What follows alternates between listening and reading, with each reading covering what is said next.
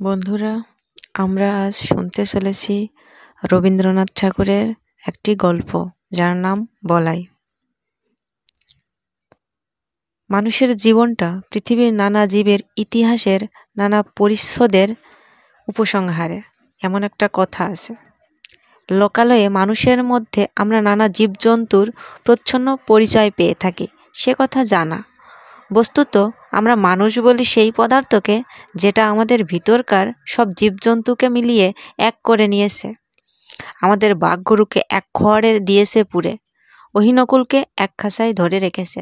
যেমন রাগিনী বলি তাকেই, যা আপনার ভিতরকার সমুদায় সারেগামাগুলোকে সঙ্গীত করে তোলে।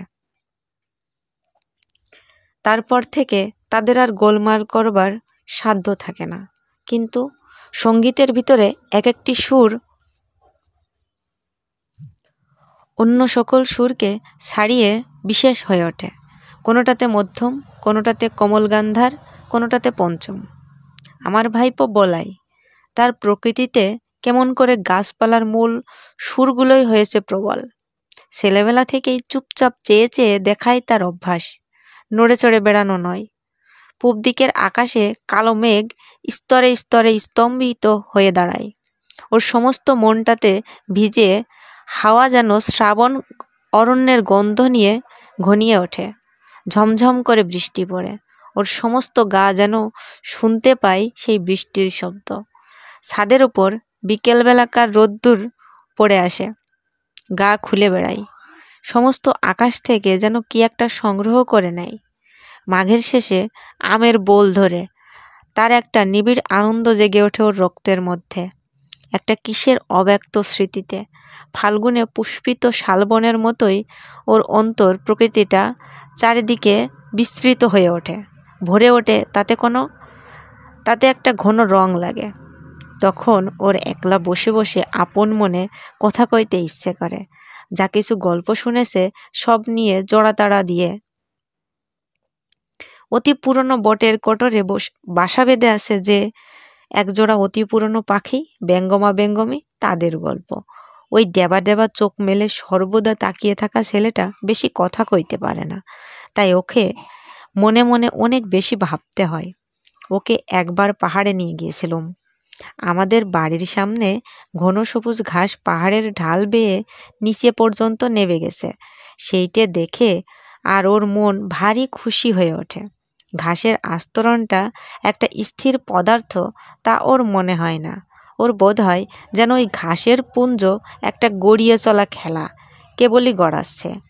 প্রায়ই তারই সেই ঢালু বেয়ে ও নিজেও গড়াতো, সমস্ত দেহ দিয়ে ঘাস হয়ে উঠত গড়াতে গড়াতে। ঘাসের আগায় ওর ঘাড়ের কাছে সুরসুরি লাগতো, আরও খিলখিল করে হেসে উঠত। রাতের বৃষ্টির পর প্রথম সকালে সামনের পাহাড়ের শিকড় দিয়ে কাঁচা সোনা রঙের রোদ্দুর দেবদারু বনের উপরে এসে পড়ে। ও কাউকে না বলে আস্তে আস্তে গিয়ে সেই দেবদারু বনের নিস্তব্ধ ছায়াতলে একলা অবাক হয়ে দাঁড়িয়ে থাকে। গা ছমছম করে।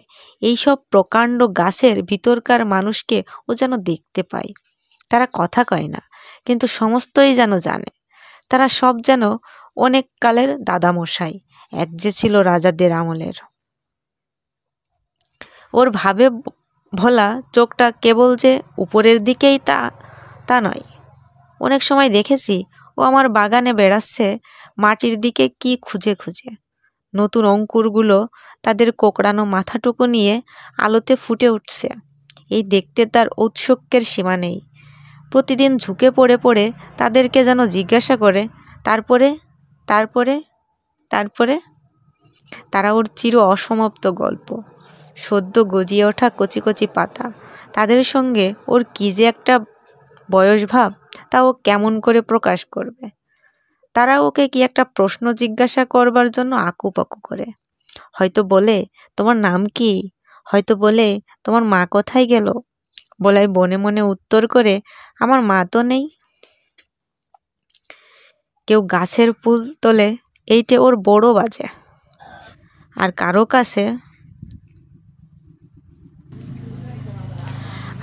কাছে ওর এই সংকোচের কোনো মানে নেই, এটাও সে বুঝেছে। এই জন্যে ব্যথাটা লুকোতে চেষ্টা করে। ওর বয়সের ছেলেগুলো গাছে ঢিল মেরে মেরে আমলকি পাড়ে, ও কিছু বলতে পারে না। সেখান থেকে মুখ ফিরিয়ে চলে যায়। ওর সঙ্গীরা ওকে খেপাবার জন্যে বাগানের ভিতর দিয়ে চলতে চলতে ছড়ি দিয়ে দুপাশের গাছগুলোকে মারতে মারতে চলে। ফস করে বকুল গাছের একটা ডাল ভেঙে নেয়। ওর কাঁদতে লজ্জা করে, পাশে সেটাকে কেউ পাগলামি মনে করে। ওর সবচেয়ে বিপদের দিন যেদিন ঘাসিয়ারা ঘাস কাটতে আসে, কেননা ঘাসের ভিতরে ভিতরে ও প্রত্যহ দেখে দেখে বেরিয়েছে এতটুকু টুকু লতা, বেগনি, হলদে, নামহারা ফুল, অতি ছোট ছোট, মাঝে মাঝে কণ্টিকারি গাছ। তার নীল নীল ফুলের বুকের মাঝখানটিতে ছোট্ট একটুখানি সোনার ফোঁটা। বেড়ার কাছে কাছে কোথাও বা কালো মেঘের লতা, কোথাও বা অনন্তমূল।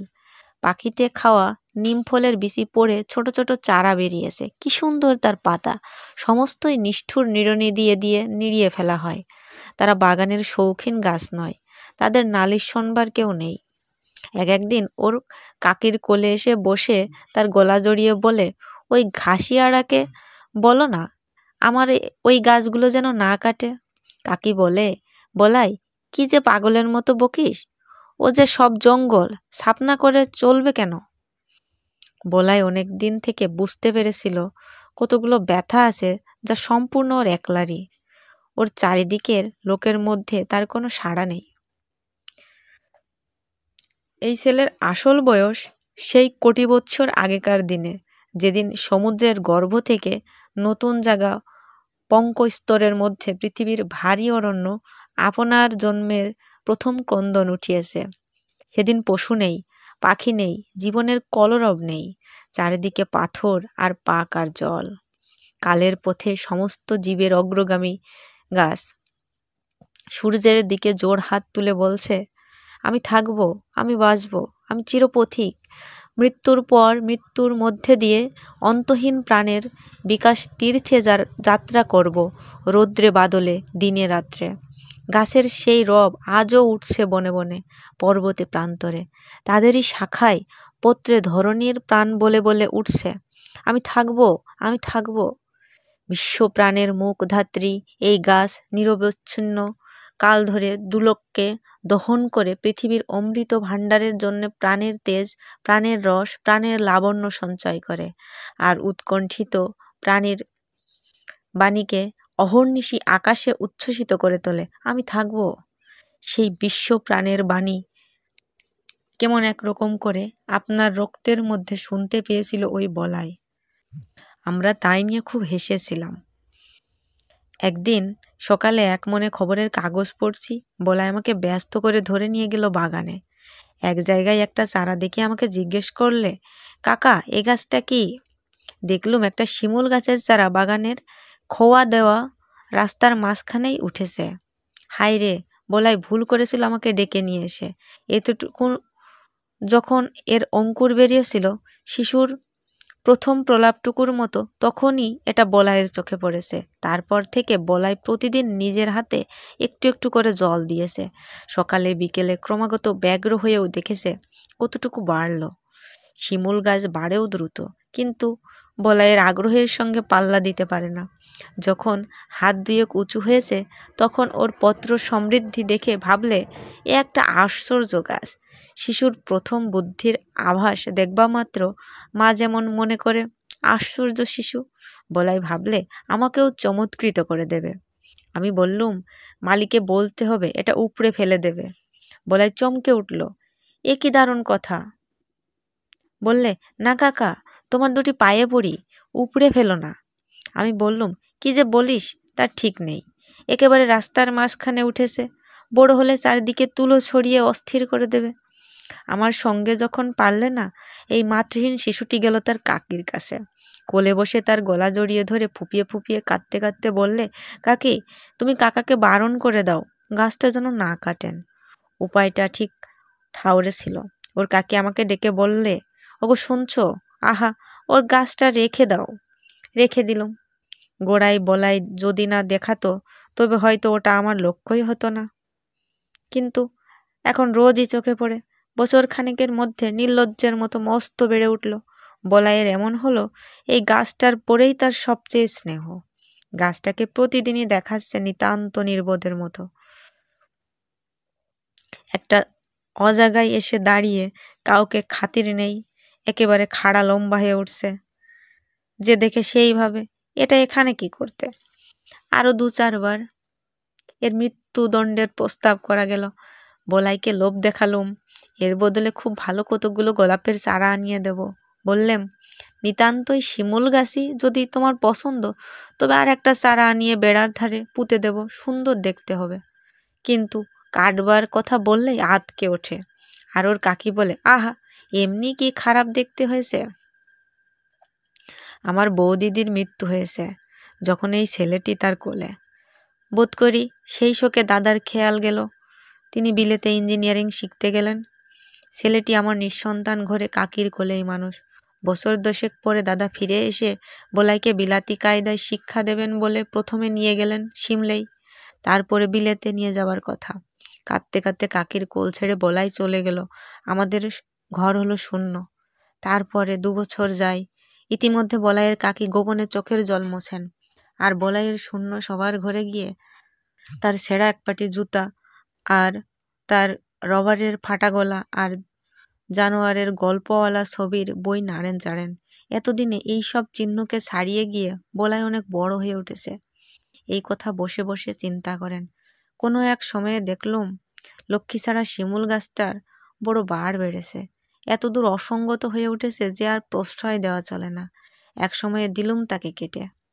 এমন সময়ে সিমলে থেকে বলাই তার কাকিকে এক চিঠি পাঠালে, কাকি, আমার সেই শিমুল গাছের একটা ফটোগ্রাফ পাঠিয়ে দাও। বিলেত যাবার পূর্বে একবার আমাদের কাছে আসবার কথা ছিল, সে আর হলো না।